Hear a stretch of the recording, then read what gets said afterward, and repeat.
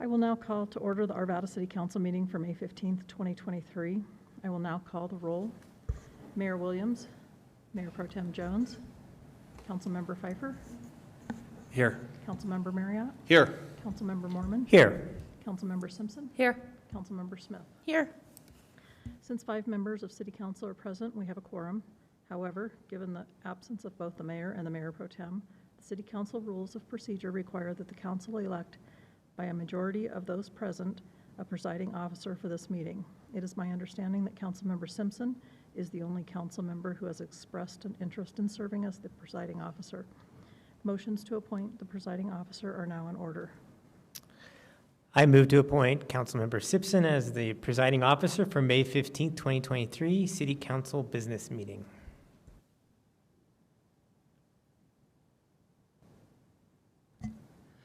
Thank you. All votes are cast. That motion passes 5-0 with Mayor Williams and Mayor Pro Tem Jones being absent. With the motion passing 5-0 with Mayor Williams and Mayor Pro Tem Jones being absent, Councilmember Simpson is the presiding officer for tonight's City Council business meeting.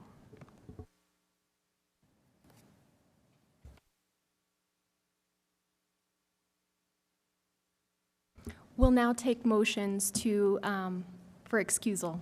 Waiting for you to call on me. Councilmember Pfeiffer. There you go. We'll get her trained.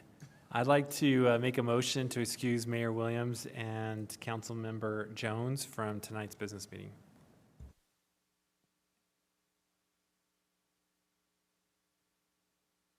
All votes are cast.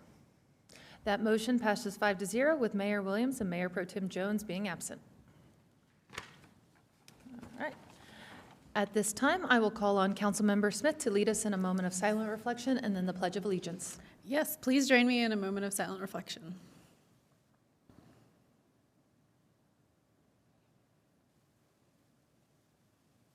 And now the Pledge of Allegiance. I pledge allegiance to the flag of the United States of America and to the republic for which it stands, one nation, under God, indivisible, with liberty and justice for all.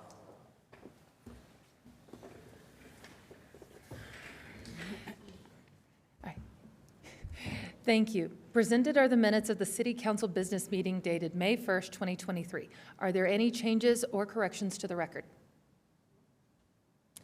Seeing none, the minutes will stand as presented.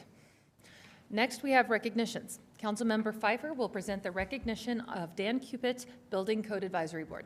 Dan, you want to jump up there by the microphone?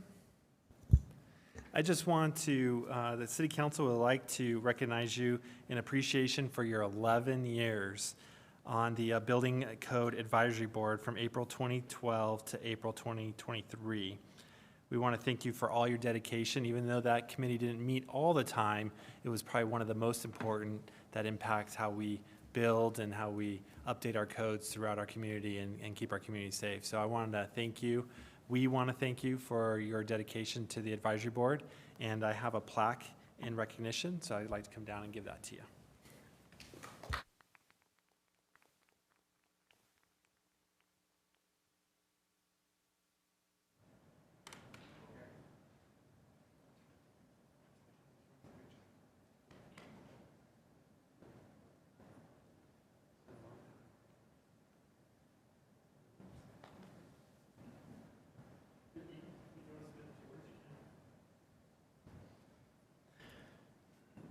Just to let council and everyone know, I've appreciated the opportunity to serve on the Code Advisory Board and to share my construction industry experience in doing so. And I do believe we've accomplished some good goals and objectives there, and look forward to that to continuing in subsequent years. And appreciate your good work and support as well. Thank you. Thank you, Dan.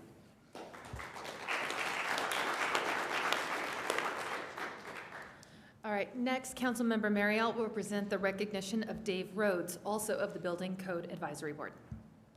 Mr. Rhodes, come on up to the podium. Thank you, Your Honor.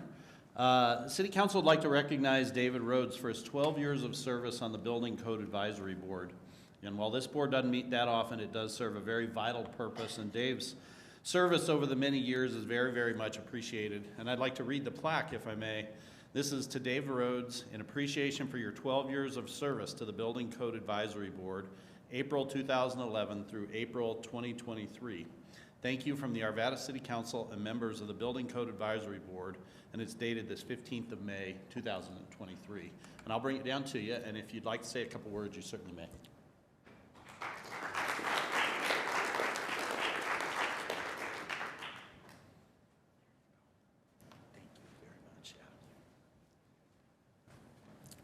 I'd just like to thank the city for the opportunity to serve, and it seems like time flies.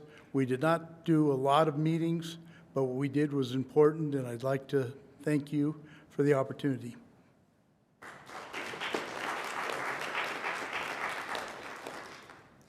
And finally, Councilmember Moorman will present the proclamation for United States Marine Corps Memorial Day.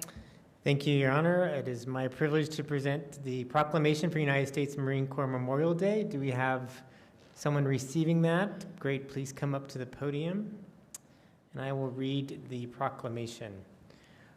Whereas the United States Marine Corps Memorial was dedicated on August 24th, 1977 by then Governor Vanderhoof and the commandment of the United States Marine Corps, General Lewis H. Wilson, in a ceremony at the memorial on 6th Avenue and Colfax Avenue in Golden, Colorado, and the memorial honors all Marines for all time, especially FMF corpsmen and chaplains, and respectfully remembers all who serve our nation.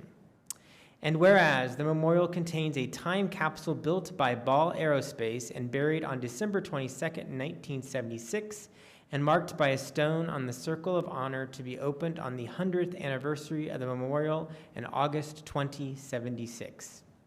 And the USMC Memorial Foundation assumed the duties of maintaining the memorial and hosting annual events, which had been done since 1977 by the Marine Memorial Association, and is now a 501c3 nonprofit organization raising funds to remodel the United States Marine Corps Memorial.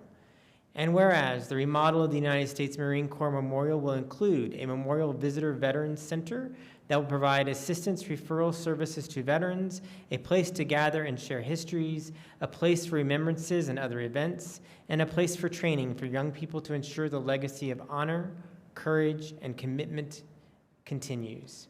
And whereas April 29th, 2023 marks the beginning of a significant day of awareness and fundraising for the United States Marine Corps Memorial and the USMC Memorial Foundation, beginning with a tour by VIPs from the Marine Corps, the state of Colorado, and the local community, and a fundraiser dinner at Colorado's historic Brown Palace Hotel. Now, therefore, be it proclaimed by the Mayor and City Council of the City of Arvada, Colorado, that the city recognizes April 29th, 2023 as United States Marine Corps Memorial Day, dated this 15th day of May, 2023. I will come down and present you the proclamation.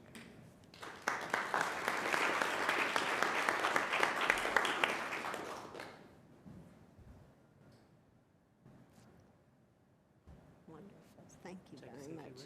Sure. I never turn down a minute to talk.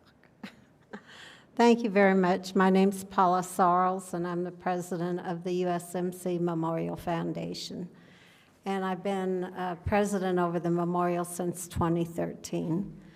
There's a group of Marines in the Marine Corps League and that have maintained the memorial all these years. And they've done a spectacular job with what we have, but we want it to be a lot bigger and better. So I hope you'll support this and attend our Memorial Day event, which is coming up on Memorial Day in a couple weeks. So that'll be at 2 o'clock in the afternoon, and we'd love to see you all there. So thank you very much. Thank you again for all your work on this. Absolutely, thank you. So seeing as there are no presentations this evening, we will move into public comment at this time. All right, public comment is for items not included on the agenda or scheduled for a public hearing, which is limited to 3 minutes per person. Public comment is your opportunity to address us, your city council. We always listen carefully to what you have to say, but please know that we do not respond at this time. If council members truly feel the need to, we may choose to respond at the end of the meeting during council comments and reports. However, be assured that city staff takes your information and will follow up with you as necessary. So at this time, I believe I have one member of the public signed up for public comment, and that is Alma Carrillo of Representative Brittany Pedersen's office. Alma?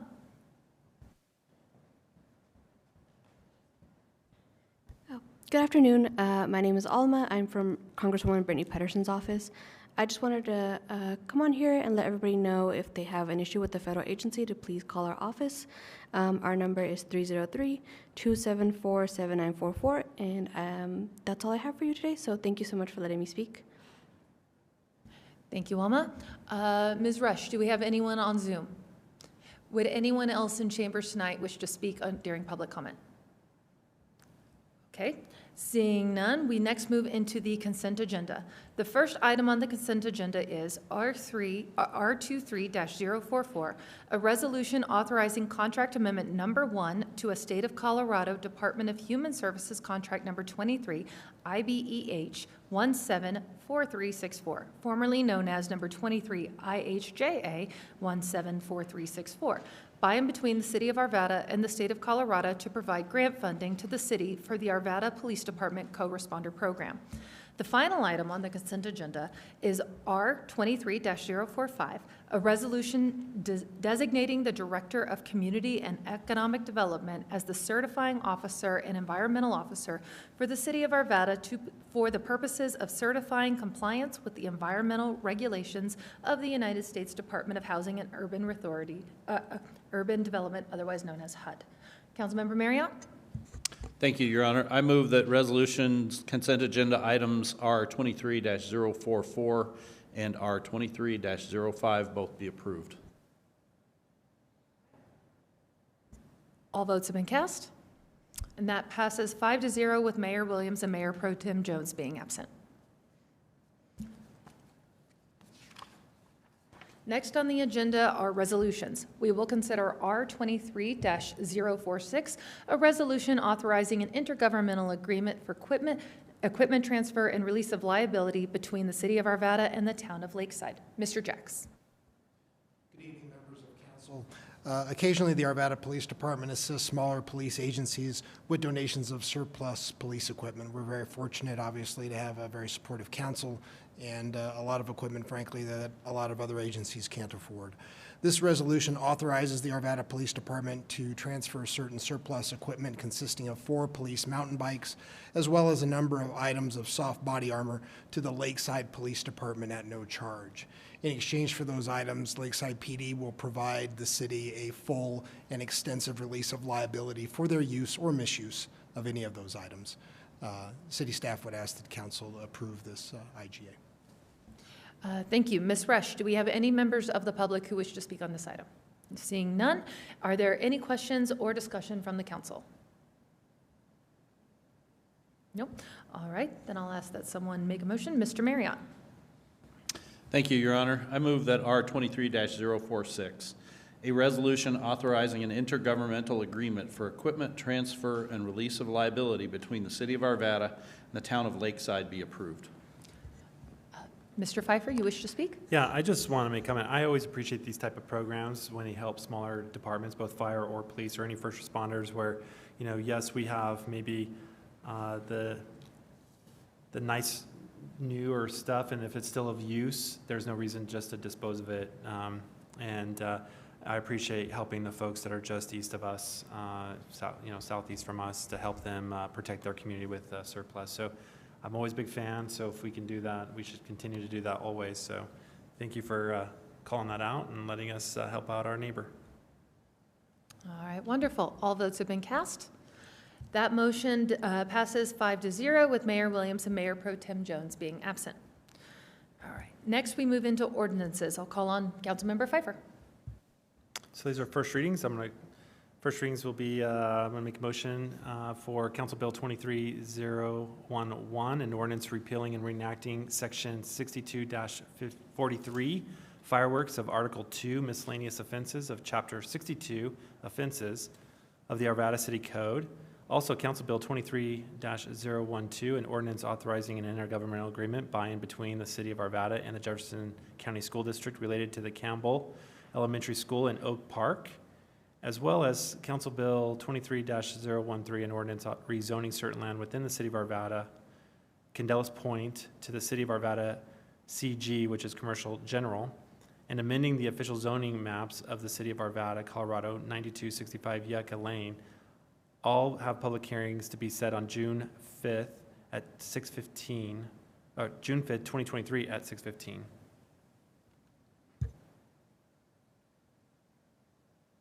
Thank you. All votes have been cast. All right. The motion passes 5-0 with Mayor Williams and Mayor Pro Tem Jones being absent. Thank you. And next, we will open, we are time. So I will open the public hearing we have this evening. We will be looking at CB 23-010, an ordinance repealing and reenacting Article 13, National Electric Code, Section 18-570, adopted of Chapter 18, Buildings and Building Regulations of the Arvada City Code through the adoption by reference of the 2023 National Electric Code and the adoption of penalties for violations thereof. Ordinance number 4843. Mr. Stuchelski.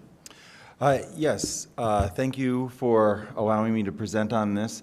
This is an ordinance that allows us to be compliant with the state mandate, which is to be on the same electrical code as the state.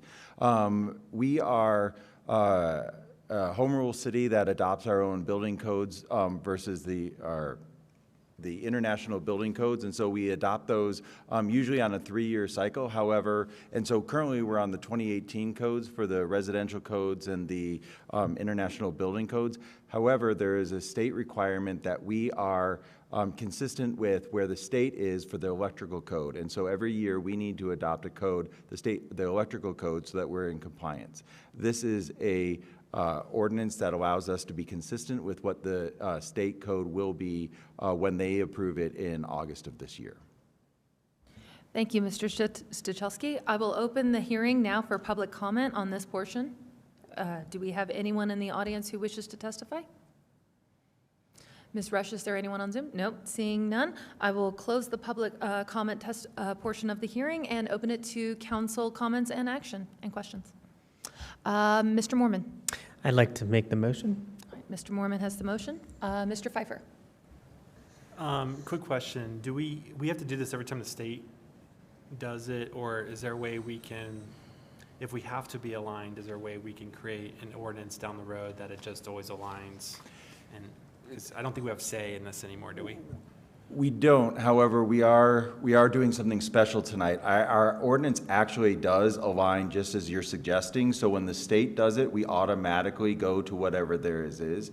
However, there was a bill that was passed last year in the legislature that said if you update your code after July 1st of this year, which had we just followed the ordinance as is, we would be updating our code when the state did theirs in August of this year.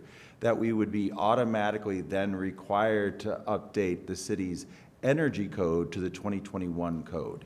And quite frankly, we're not ready as a city to adopt the 2021 energy code. We will be adopting the 2021 energy code when we adopt the rest of the codes, and that planned work is going to be done starting this fall into 2024. However, it creates administrative burdens for the city. It's very complicated for the building community, development community to have a 2021 energy code that's only enacted for 9 months that is out of sequence with the current 2018 codes and then moving to the 2021 codes. So to communicate, train up, get a whole bunch of new requirements, a lot of new paperwork in order to approve things that are in existing conditions for a short period of time and then fully adopt the 21 codes, we are quite frankly adopting this early so that we don't trigger that provision, and then in the future we will likely go back to automatically updating this, but we are trying to avoid that state requirement in order to create less of a burden for our home builders for this short period of time. Okay, but in the future, we can create an ordinance that will automatically align with the state. That is correct. So we don't have to have council always approving these every 3 or 4 years or however frequent they do it. Well, and it's updated annually for the electrical code, so that would be, and so our preference would be going back to the ordinance that we're changing tonight, so that we can avoid this in the future. Okay, all right, thank you. Yes. Mr. Marriott. I have a question. Looks like we have some of our professionals on the team here who can maybe answer.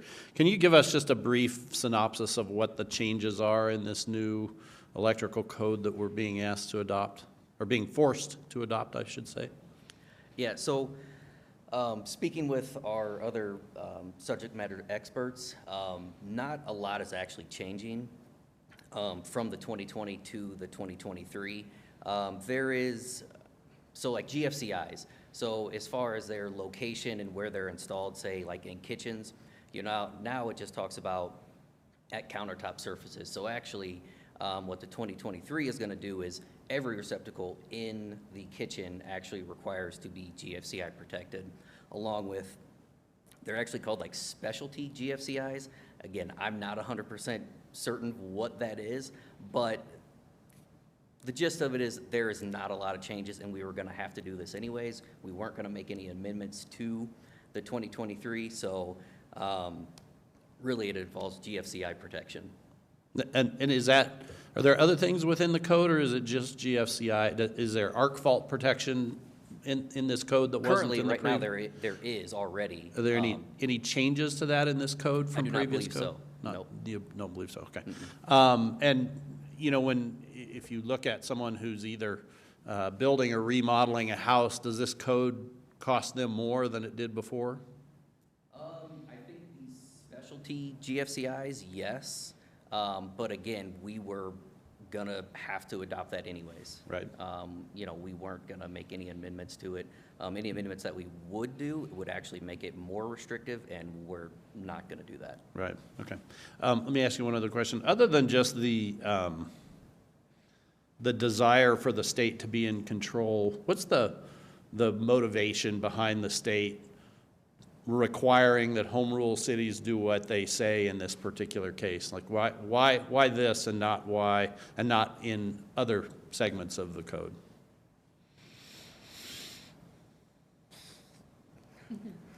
It's hard to say, I don't know.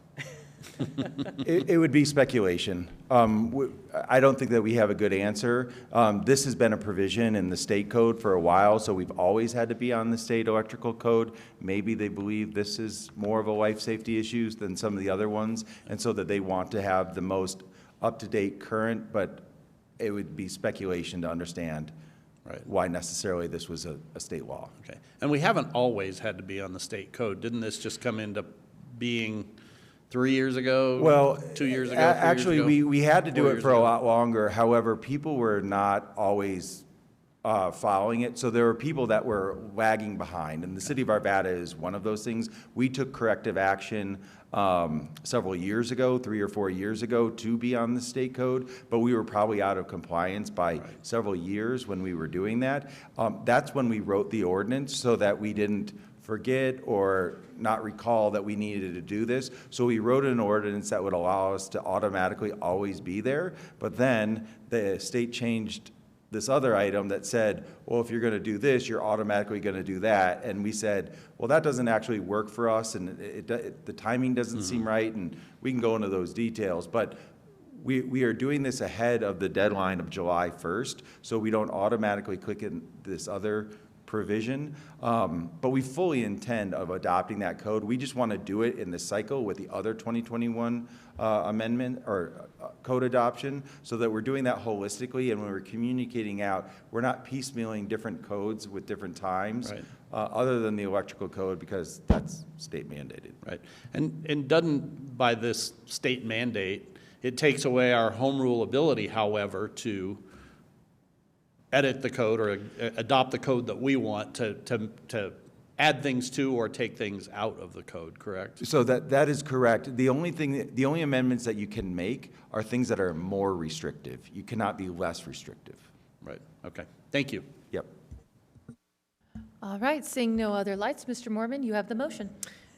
Thank you, Your Honor. I move that CB 23-010, an ordinance repealing and reenacting Article 13, National Electric Code, Section 18-570, adopted of Chapter 18, Buildings and Building Regulations of the Arvada City Code through the adoption by reference of the 2023 National Electric Code and the adoption of penalties for violations thereof, be approved in final reading number 4843 and ordered published by title only. Mr. Marriott, if we could have your vote? I have a comment to make. Oh. If you look, I have my request to speak. Please. So I just want to make a comment before I vote here. I think this is a perfect example of bad acting by the state. To impose these kinds of things on home rule communities largely makes things arguably worse for us. Anything we do that raises the price of housing, and here we are, once again, raising the price of housing, only in this time it's not our choice to do. They're forcing us to do this. And I think this is a overstep by the state legislature. I would love to see somebody, maybe not us, but maybe us, challenge this in court at times, because I believe that's one of the cornerstones of home rule authority, is that we make these decisions, not the state. And I don't know if this one's been tested or not, but probably not. But anyway, I'm going to vote yes on this motion because we're the question isn't, should the state be able to do this to us? If that was the question before us, I would certainly be voting no. But anyway, I think this is bad policy. It's a bad way of doing stuff. I see the state as doing this over and over again, and because they've gotten away with this one and one more, I think it becomes them all of them eventually, and until we're willing to stand up and say no, I think we're going to get more of this. So anyway, that's just my comments. All right, thank you. All votes have been cast. That motion passes 5-0 with Mayor Williams and Mayor Pro Tem Jones being absent. All right. That closes the hearing portion of our agenda, and next on the agenda is our second public comment time. Would any member of the public like to address council at this time? Seeing none, Ms. Rush, any on Zoom?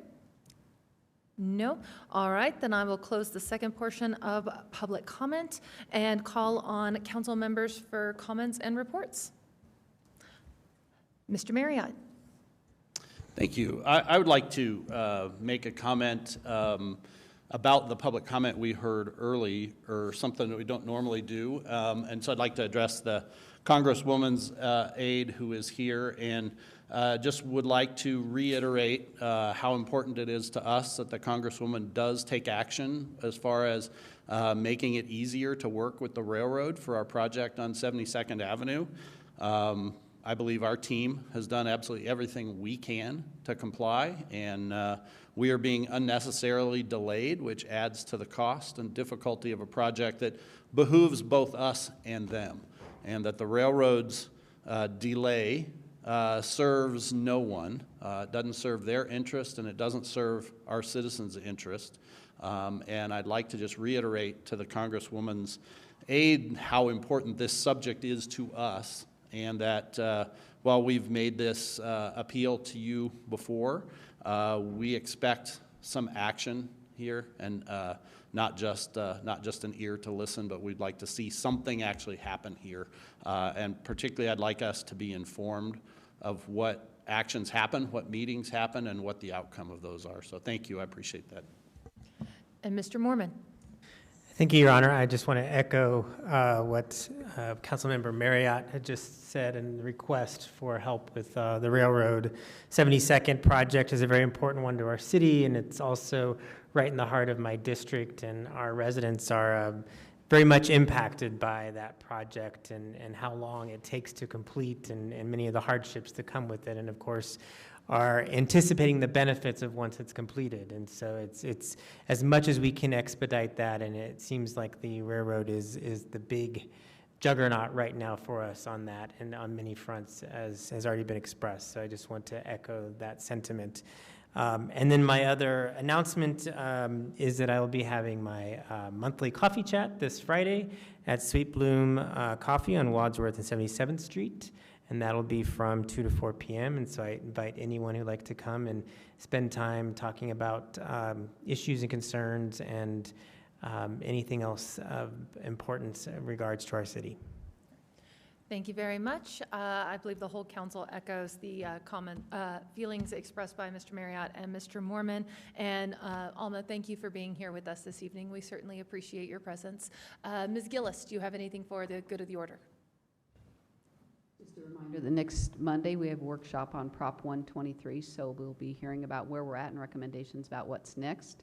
Also want to remind council of the Community Impact Forum, a legislative recap coming up Friday at 7:30 in the morning. Perfect. And Ms. Morris? Nothing from me, Your Honor. All right, and with that, we stand adjourned. 30 minutes. Look at that, you guys.